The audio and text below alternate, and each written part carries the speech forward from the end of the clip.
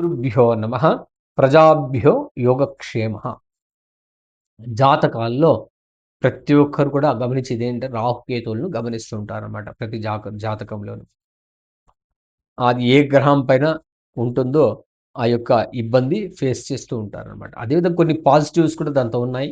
దాన్ని ఒక్క రకంగా దాన్ని మనం డిసైడ్ చేయలేం కాబట్టి దాన్ని మల్టిపుల్ యాంగిల్స్‌లో మనం డిసైడ్ చేయాల్సొస్తుందనమాట.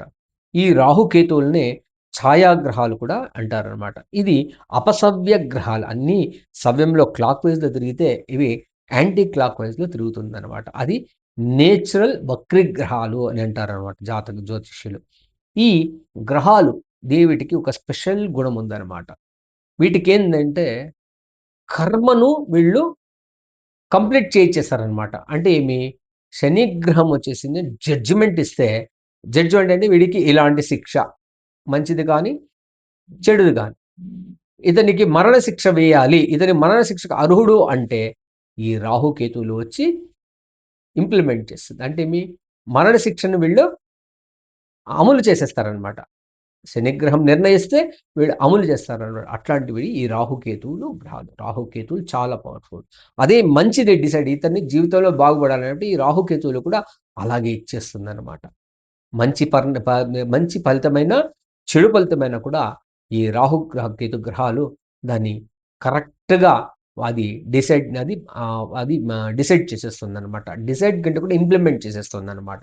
వీటికి బుద్ధి ఉండదు. కాబట్టి అది ఒక శనిగ్రహం యొక్క నిర్ణయాన్ని వీళ్ళు అమలు పరిచేస్తారనమాట. అందుకే ఈ పోలీస్ డ్యూటీలో కానీ, మిలిటరీలో గానీ వీళ్ళంతా కూడా వీళ్ళకి ఇన్‌ఫ్లూయెన్స్ ఉండడం వల్ల ఆ ఫైరింగ్‌లు గాని, డేర్‌గా దిగడం గాని, ఎలాంటి చార్జ్ అంటే వీళ్ళు చార్జ్ చేసి అక్కడ పడేస్తారనమాట వీళ్ళు.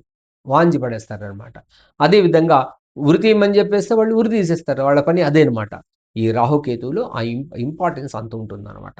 అందుకని రాహుకేతువులకు ఎటువంటి కరుణ అనేది ఉండదనమాట.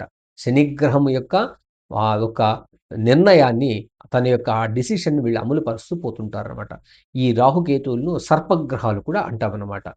కేతుగ్రహాన్ని మొండెము కింద భాగము, రాహు మొండెం నుండి పై భాగం. మేము చాలామంది అడుగుతుంటాం. మీ ఇంటి దగ్గర ఒక పాత శివాలయం ఉంది. శివాలయంలో ఒక పడిగ ఉన్నటువంటి ఒక శివలింగం ఉంటుందంటే అవునంటారనమాట. మీ ఇంటికి దగ్గరగా ఇలాంటి ప్రదేశం ఉంది అని చెప్తూ ఉంటాం. అవునని ఒప్పుకుంటూ ఉంటారనమాట. ఇది చాలా బ్రహ్మాండమైన జ్యోతిష్యంలో ఇదొక విభిన్నమైన రాహుకేతువుల యొక్క నిర్ణయాలు తెలుస్తుందనమాట. ఈ రాహుకేతువులు కూడా ట్రాన్సిట్ అంటే గోచారంలో వచ్చినప్పుడు అది ఏం ఫలితాలిస్తుందని కూడా దాన్ని చూసి తెలియజేస్తుంటామట. రాహుకేతువుల యొక్క ఇన్‌ఫ్లూయెన్స్ ఎప్పుడూ ఉండనే ఉంటుందని తెలియజేస్తూ, వాటిని మనము సంతృప్తి పరుచుకొని, వాటి నుండి ఎక్కువగా బాధపడకుండా ఉండడానికి మనము ప్రయత్నం చేయాలి అని తెలియజేస్తూ సర్వే జనా సుఖినో భవంతు సన్మంగళాని భవంతు.